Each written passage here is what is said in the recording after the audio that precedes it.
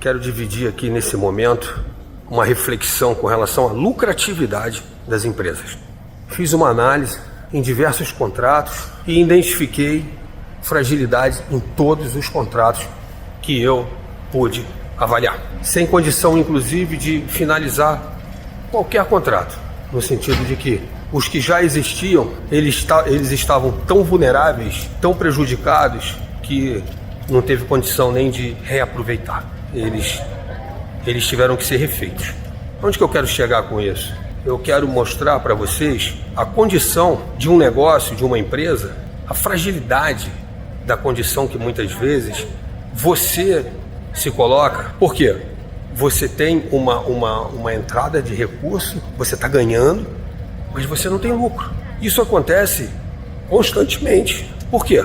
Você tem um processo ineficiente do qual te possibilita faturar, mas no final das contas você não está tendo lucro, ou você está tendo lucro bem menor do que poderia. E isso não é você se preocupar com a sua gestão de vendas apenas, é você se preocupar com o todo. Por quê? Porque toda decisão vem de você, empresário. Toda decisão vem de você, do diretor. Então não adianta querer culpar a equipe de venda, querer culpar a logística, querer culpar o faturamento, querer culpar o produto. Não adianta. Por quê? Porque a decisão é sua. Você tomou a decisão. Então não tem como você tomar uma decisão errada e querer que o processo siga de uma forma correta. Isso é óbvio, né? Mas é um óbvio que, abarcado pela miopia administrativa, você não vê.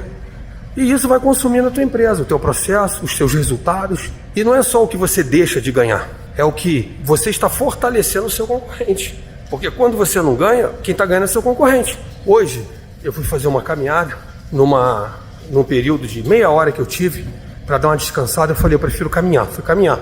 E depois eu fui tomar uma água de coco. Eu perguntei para ele tinha uma garrafinha. Ele me falou que a garrafinha dele custava R$1, o preço de custo. Porque eu gosto de ajudar as pessoas a prosperarem. Então eu perguntei, quanto que custa o coco então? Quantos cocos tem nessa garrafinha? Ele falou, 2 cocos tem nessa garrafinha. Então quer dizer, ele vende a garrafinha por R$8. Tira um da garrafinha, sobrou 7. R$3,50 cada coco. Eu falei, quanto que você cobra? Quanto é que você está pagando no coco, no caminhão? Ele falou, R$3.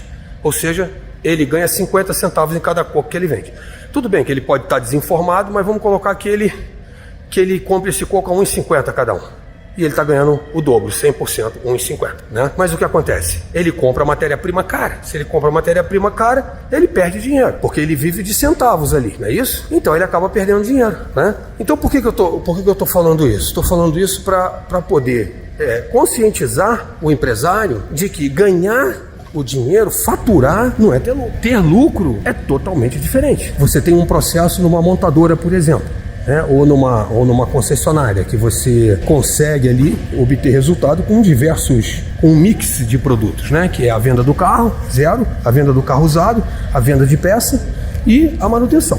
Manutenção e serviços de funilaria, pintura, etc. e tal. Pois bem, o que acontece com isso? Se você não consegue otimizar a venda do seu mix completa, que é o que acontece geralmente, fica todo mundo de olho grande na venda do carro zero, tem que botar para fora o carro usado, mas a venda de peças, né, ela fica um tanto quanto inviável pelo preço das peças, que não deveria ser tão caras assim, né? Poderia ter um preço melhor e vender mais, porque se você vende mais, você tem o cliente dentro da sua loja. Se você tem o cliente dentro da sua loja, você tem a possibilidade de fazer ele comprar um carro. Esse é o sentido de vender peça dentro de uma concessionária. Não é ter lucro na peça, principalmente lucro exorbitante. É você ter o cliente dentro da concessionária para vender mais carro, mas não é essa a visão. Então o que acontece? Você tem esse gargalo e você tem um gargalo também da manutenção do carro. Por que as pessoas muitas vezes fazem revisão de 10, 20, 30 mil, 40 mil e depois param de fazer a revisão? Porque não vem mais vantagem em fazer uma revisão, porque a concessionária não dá vantagem. Então o que está acontecendo? Está perdendo o mix. E quem que está ganhando? O concorrente. É uma oficina, de repente, que tem um padrão melhor de atendimento, aí já pega esses clientes que estão entre a concessionária e um padrão menor, uma oficina, né, qualquer. Pois bem, o mesmo exemplo é um avião que decola vazio e um hotel que dorme vazio. Nunca mais volta. É um prejuízo que não tem retorno. Então o que acontece? A demanda de mercado, as outras companhias aéreas estão lotadas? Não. A sua está lotada? Não. Então está acontecendo alguma coisa no mercado. Você quer movimentar o seu mercado? Quer, abaixa preço, faz promoção e comunica de uma forma coerente. que você vai conseguir lotar os seus voos. Se você não está conseguindo lotar os seus voos, é porque tem um erro no processo. Então, são diversos detalhes que abarcam resultados. Ações isoladas não surtem efeitos duradouros. E eu venho falando sobre isso há muito tempo, que é o que geralmente tem que ser feito. Hoje eu em reunião, um outro consultor nosso falou a mesma coisa. Ele falou assim, doutor, o que acontece é que as pessoas têm que tomar, o diretor tem que tomar decisão rápida. Então ele fica tomando várias pequenas decisões rapidamente, sem muito critério. Então as ações, elas começam a não se encontrar mais, elas perdem a comunicação, elas ficam desencontradas. Então você faz uma ação no pessoal, aí você contrata um RH, um gestor externo de RH, né, que faz ali uma motivacional, que dá uma palestra instrutiva para os seus colaboradores, que motiva a galera, tal. Beleza.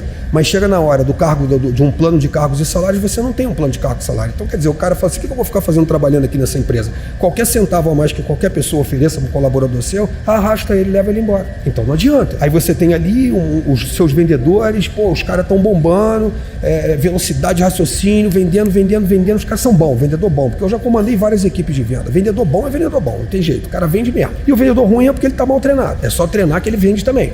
Porque eu já peguei equipe que eu tinha vendedores que não valia zero à esquerda.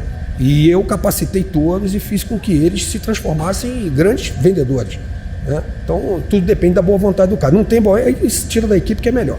Entendeu? Não tem pra onde correr, dá a chance até onde vai, não deu, acabou. Então o que acontece? Não adianta você ter uma equipe de venda bombando de vender, uns mega vendedores, se o seu faturamento engargala o seu processo. Ou seja, chega na hora de fazer o cadastro do cliente ou fazer qualquer coisa, dependendo do segmento que seja. Eu estou falando de atacadista, de autopeça, onde a gente consegue movimentar aí milhões por mês, né? Então assim, aí engargala onde? Engargala no faturamento. Quando ele engargala no faturamento, engargala na separação dentro do estoque, né? Você pega ali uma gestão de estoque, um controle de estoque mal feito, aí na hora de vir a peça, não vem a peça certa ou qualquer coisa nesse sentido. O entregador atende de má vontade, não tem uma qualificação, ou se atrapalha todo, enfim. Então o que acontece? Não adianta ações isoladas. Você quer ter lucro de verdade, você tem que ter tudo funcionando perfeitamente, inclusive a política de conquista e retenção, que é a política de atração. Cadê a sua política de atração? E a de retenção? Conquista sem retenção não é conquista. Conquista sem retenção é uma relação comercial passageira. Espero ter contribuído com você mais uma vez. Leia nossos artigos no blog do Marketing, fale o que você precisa no seu comentário, ok?